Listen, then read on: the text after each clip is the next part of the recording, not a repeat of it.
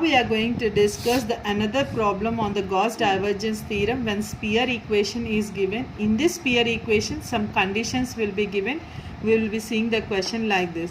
Use divergence theorem to evaluate surface integral yz square I bar plus zx square j bar plus 2z square k bar dot ds, where S is the closed surface bounded by the xy plane, and the upper half of the sphere x square plus y square plus z square is equal to a square above this plane. So before we go to the solution, the given question is like this. Surface integral is given f bar dot ds, and S is given closed surface bounded by the xy plane. Sphere equation is given. So just going to a shortcut here. F bar surface integral, when we are studying surface integral, we said that f bar ds, it can be explained or it can be written as surface integral f bar dot n bar ds, or you can convert the surface integration on the projection R, making as f bar dot n cap divided by modulus of n cap dot into ds. So we will be studying the surface integrals in this, but till now we have done the problems on these two methods. Now the another method for the surface is f bar dot ds. Even if the question is given like this, we are going to find out the surface integral here. So coming to the solution, surface integral f bar dot ds is equal to surface integral yz square I bar plus zx square j bar plus 2z square k bar dot ds. Here, since if you are not understanding this particular equation, go to your given surface integral. It is given this total value is in terms of I, j, k. Means this will become the vector function for your f bar. Dot n bar is not given. It is given as ds. So you will be writing as surface integral f bar dot ds. You are supposed to write it. With the help of this, you can convert your formula. Now on comparing these two values, you find out the vector equation of f bar is equal to yz square I bar plus zx square j bar plus 2z square k bar. Now by using your divergence theorem, so we have written the statement of divergence theorem as divergence of f bar n bar ds is equal to volume integral divergence of f bar dv. So here we are having divergence of f bar ds. Either you can write like this or you can make it your statement as it is. So surface integral is given, means we have to evaluate volume integral here. For that we have taken I is equal to div f dv. As in the previous question we discussed, whenever you get sphere equation, don't substitute first dv value. First find out del dot f. On simplification of del dot f, you substitute the dv value and required you apply the limits here. So first we will be finding del dot f. Del value we have substituted, given f bar we have substituted.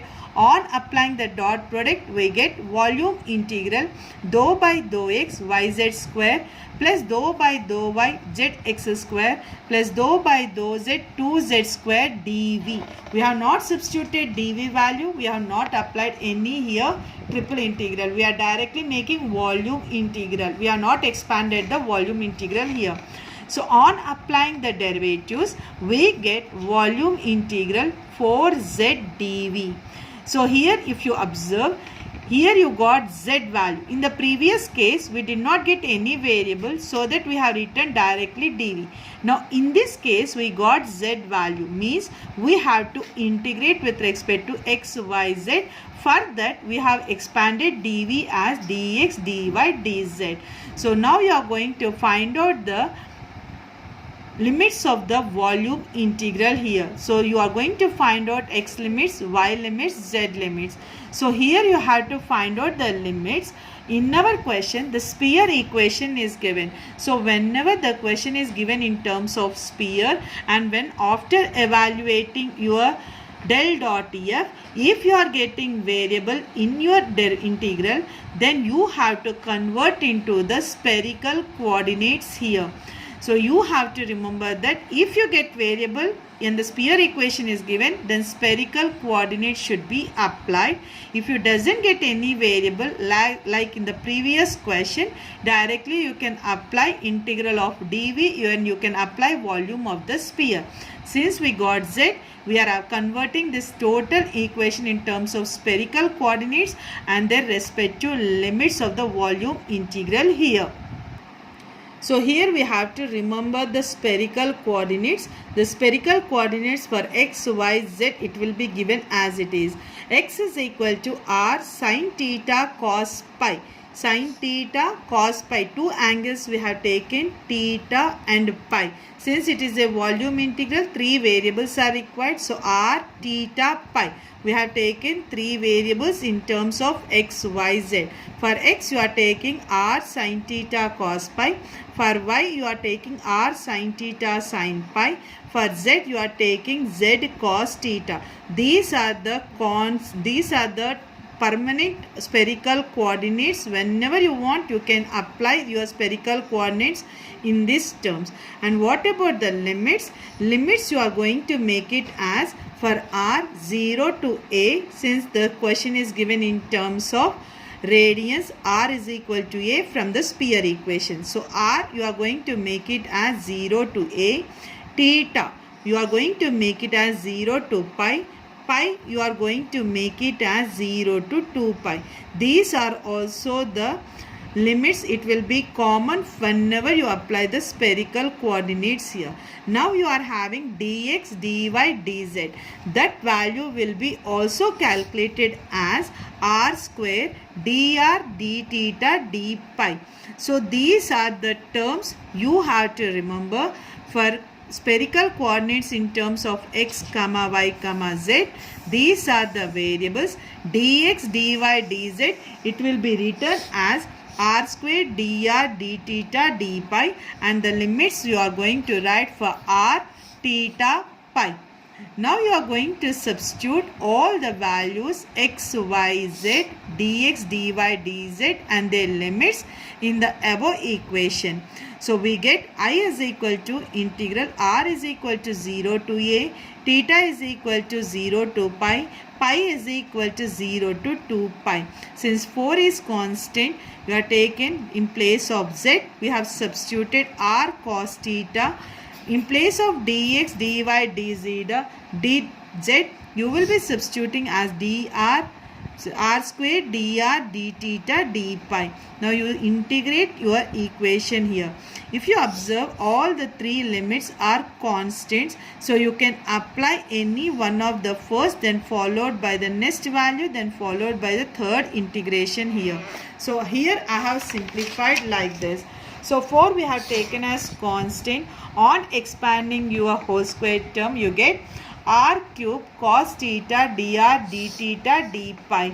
So limits we have written first with respect to pi, then theta, then r. So as we have written in the form of limits, in the same way we are expanding our integration also. So first we are integrating with respect to pi. So pi limits are 0 to 2 pi. Integrate this value, you will be getting as pi, then apply upper limit minus lower limit. You will be getting as 4 of 0 to a integral, next integral 0 to pi 2 pi r cube cos theta dr, d theta. After theta you are having, after pi you are having theta. So now you are going to integrate theta here. So here r cube you bring out of that particular theta. You will be writing as 8 pi integral 0 to a. We have collected all the theta terms and respective limits here. 0 to pi for theta, cos theta, d theta, r cube dr. Now you are going to integrate with respect to theta. Cos theta in theta integration, we know that it is sin theta. Then apply the upper limit minus lower limit. On applying the upper limit minus lower limit, we get I is equal to 8 pi integral 0 to a sin pi minus sin 0 r cube dr. We know that sin pi value, sin 180, that value is 0, sin 0 is 0. Means when you are simplifying this value, we got this total value as 0. 0 into something, you will be getting the total integration I, it will become equal to 0. So here you have to remember that in the previous question directly we have applied the volume of the sphere. In this question we have converted into the spherical coordinates. You have to remember the spherical coordinates of x, y, z and their limits, and dx, dy, dz, it will be having the direct formula as r square dr d theta d pi. These are the common terms you have to remember whenever you are going to do the sphere equation.